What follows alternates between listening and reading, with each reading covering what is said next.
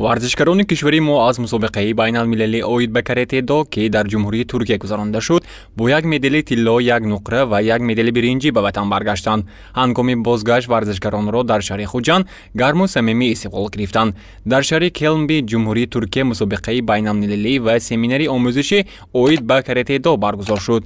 در این چهاربینی کشوری ما را 4 نفر ورزشکاری فدراسیون کرته دو جندانکاری جمهوری تاجیکستان معرفی نمودند. آنها در سمیناری بین المللی 4 روز ملکه مهارت خود را صیقل داده، سپس در مسابقه بین المللی مهارت خود را نشان دادند.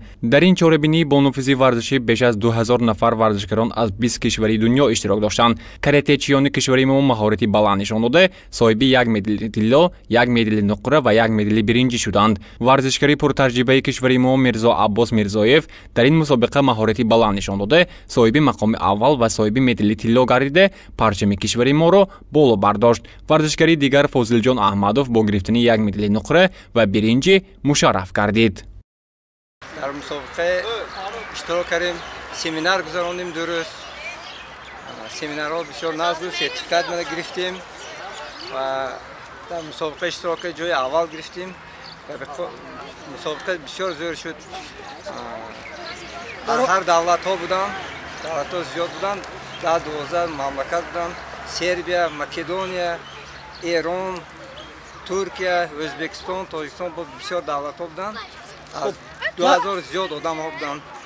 من خرسندم که جای اول رو گرفتم، بیرق تاجیک رو برداشتم. حرکت میکنیم با بالاتر رویم، بیرق تاجیک رو بالاتر برداریم.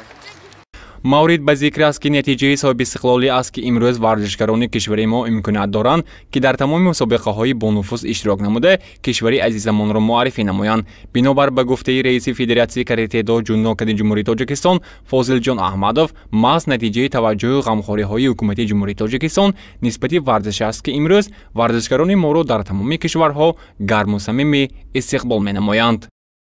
در جمهوری ترکیه مسابقه بین الخلقی دایر گردید. در این مسابقه ورزشکاران تاجیک رفته پرچم تاجیکستان رو بالا برداشتند.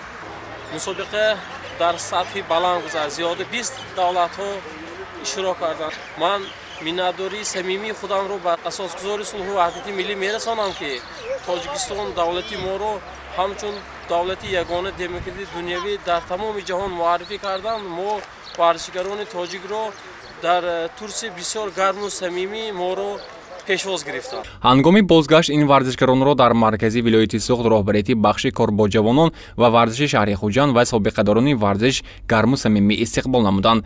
قید کرده شد که فدراسیون کرته دو جودوکان یکی از فدراسیون‌های فعال ولایت سوخت به حساب رفته. ورزشکاران این فدراسیون منتظم در چهاربینی‌های ورزشی اشتراک نموده. سال جاری دستپروران فدراسیون مذکور در 5 سمینار و 4 مسابقه بین‌المللی فعالانه اشتراک نموده صاحب 20 مدال درجه‌ای گردیدند که این از زحمت و کوشش مربیان این فدراسیون شهادت می‌دهد. ورزشکاران فدراسیون کرته دو جودوکاری جمهوری تاجیکستان عین زمان به چمپیونات جهان اوید به این نمود که در جمهوری ژاپنیا ماه اوگوست برگزار می‌شود آمادگی دیده ایستادند.